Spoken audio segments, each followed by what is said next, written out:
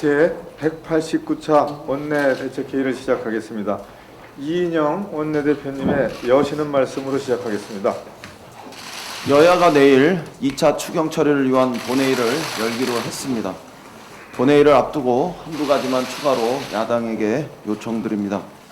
내일 본회의에서 추경과 함께 긴급 재난지원금 기부금 특별법, 그리고 산업은행법, 또 기간산업안정기금 채권 국가보증동의안도 꼭 통과시켜 주시길 바랍니다. 가급적 조건 없이 통과시켜 주시기를 거듭 요청합니다. 하나같이 우리 경제의 기간산업을 튼튼히 지키는 데 꼭 필요한 조치들입니다. 기간산업 보호에 작은 차질이라도 생기지 않도록 해당 상임위와 예결위에서 지체 없이 심사를 완료해 주실 것을 간곡히 요청드립니다. 아울러 튼튼한 방역망을 만드는 법안 처리에도 여야가 남은 시간 의기투합할 수 있기를 희망합니다. 내일 무엇보다 처리가 시급한 법안은 코로나19 치료제 개발과 신속한 허가를 위한 공중 보건위기 대응법입니다. 질병관리본부장께서 연일 강조하고 있는 것처럼 지금은 치밀하게 2차 대유행을 대비해야 할 중요한 시기입니다.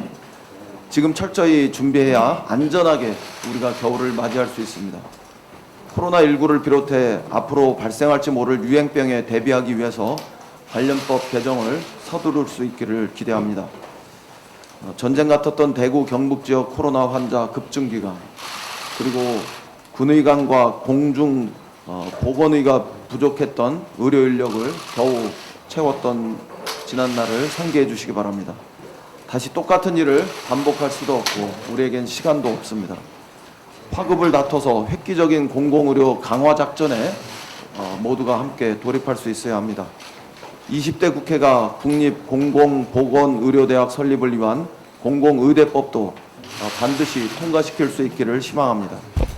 그 밖에도 보건복지부 복수차관제 도입을 위한 정부조직법 등 관련 법안이 다수 처리를 기다리고 있습니다.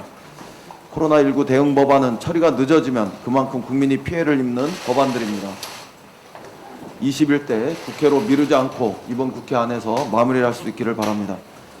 20대 국회 회기 안에 법안 처리를 끝내야 방역 당국이 대비할 수 있는 충분한 시간을 벌 수 있다는 점을 거듭 강조합니다. 20대 국회가 유종의 미를 거둘 수 있는 남은 길 중에 하나일 거라고 생각합니다. 아울러 내일 국회가 디지털 성범죄도 영원히 추방시킬 수 있도록 함께 힘을 모을 수 있기를 희망합니다. 여야가 내일 저녁 본회의에서 텔레그램 N번방 재발 방지법을 통과시키기로 했습니다. 참으로 다행스러운 일입니다.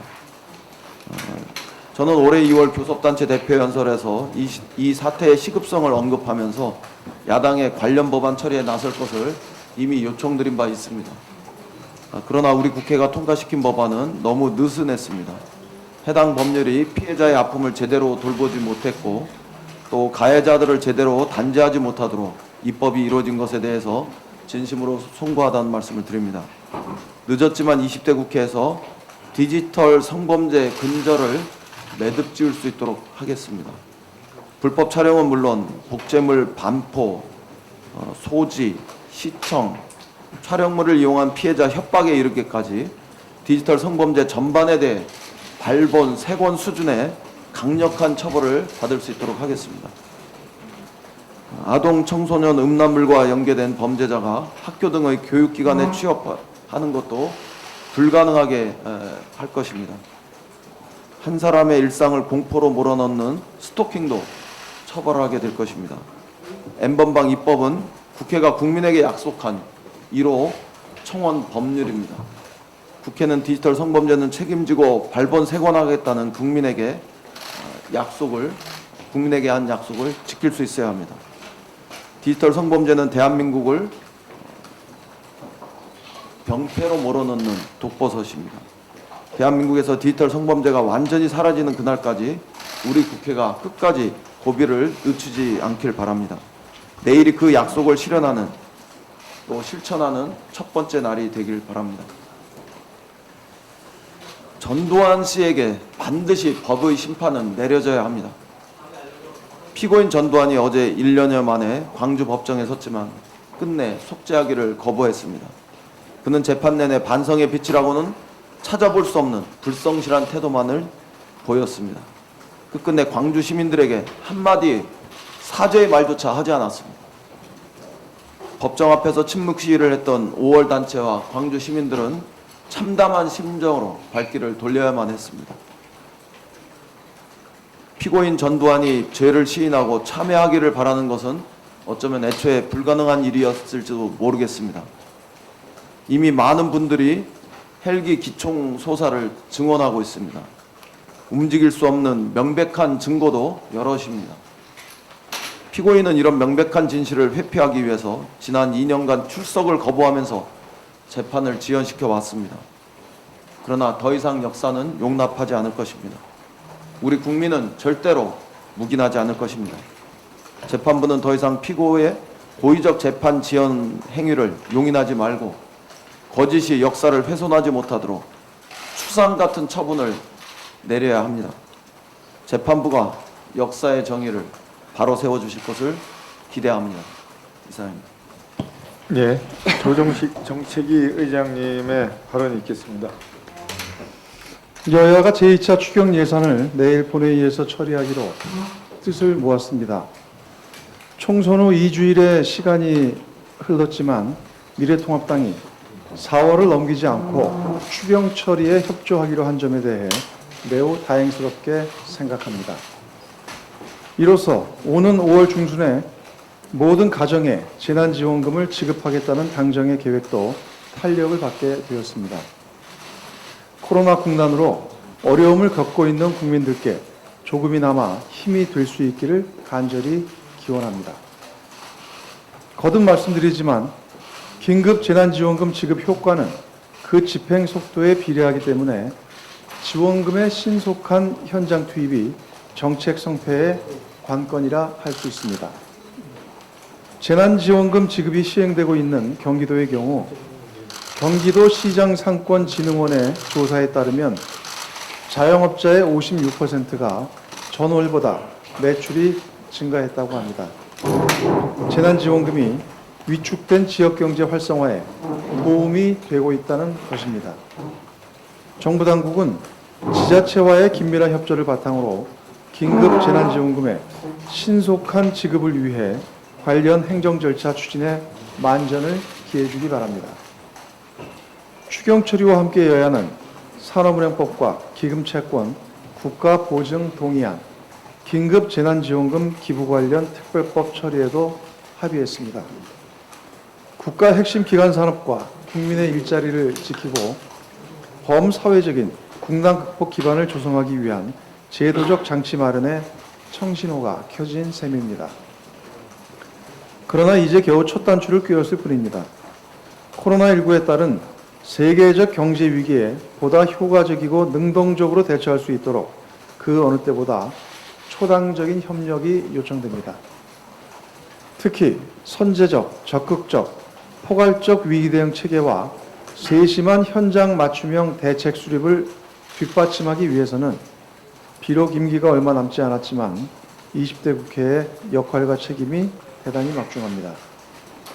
감염병 예방법과 의료법, 검역법 등 방역 대책 관련법은 물론 국가연구개발혁신법, 고용보험법, 근로복지기본법, 재난 및 안전관리 기본법 등 민생경제 입법과 포스트 코로나 대응 관련 법 처리에도 속도를 내야 합니다. 정부와 국민들의 하나된 힘을 바탕으로 전 세계에 모범적인 방역 기준을 제시한 것처럼 정치권이 뜻과 의지를 모은다면 경제위기 극복에 있어서도 우리 대한민국이 선도적인 모델을 제시할 수 있다고 생각합니다. 이제 곧 연휴가 시작됩니다.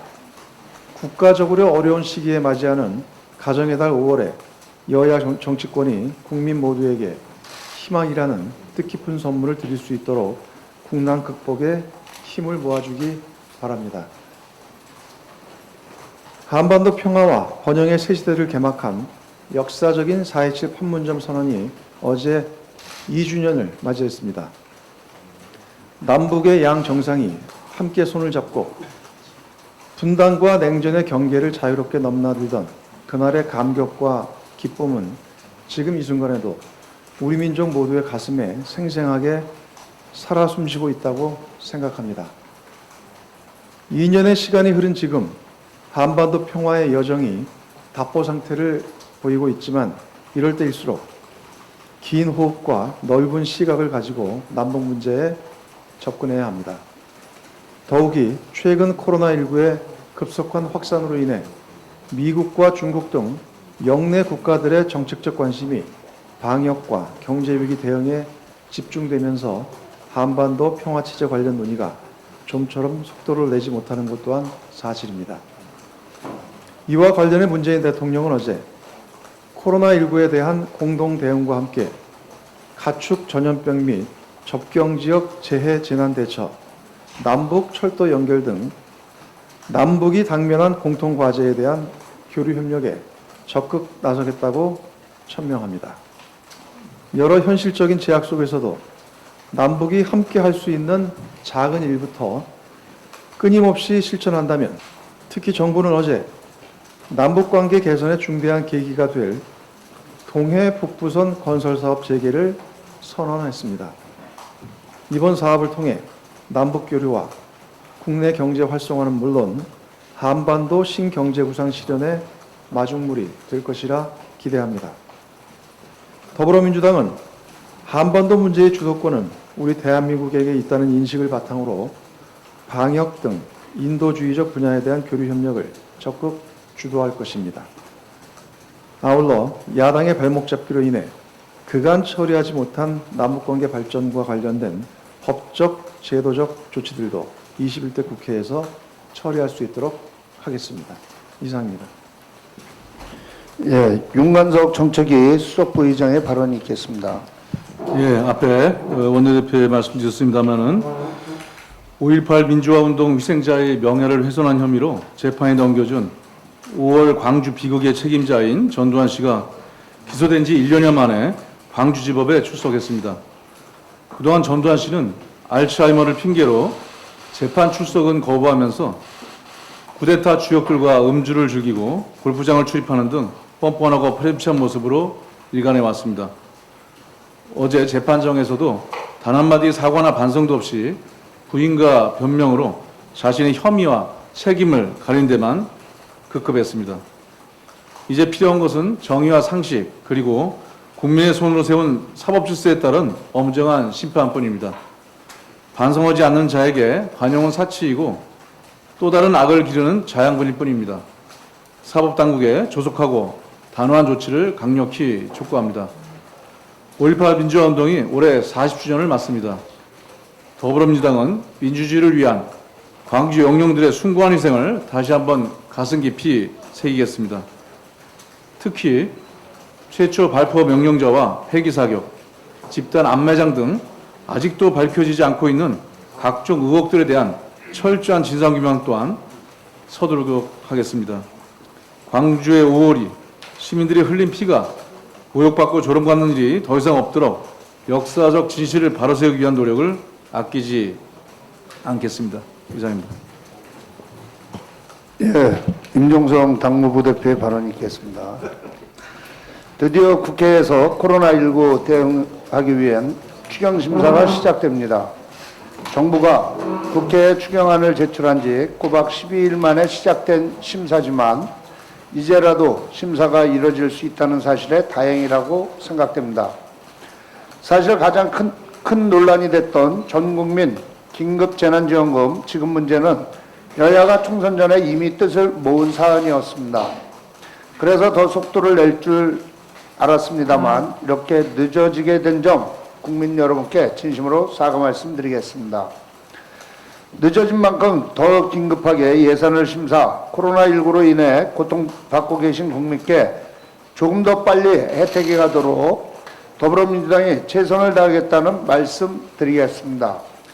지난 4년 20대 국회는 반대를 위한 반대, 국회 공전의 장기화 등으로 역대 최악의 국회라고 평가받아 왔습니다.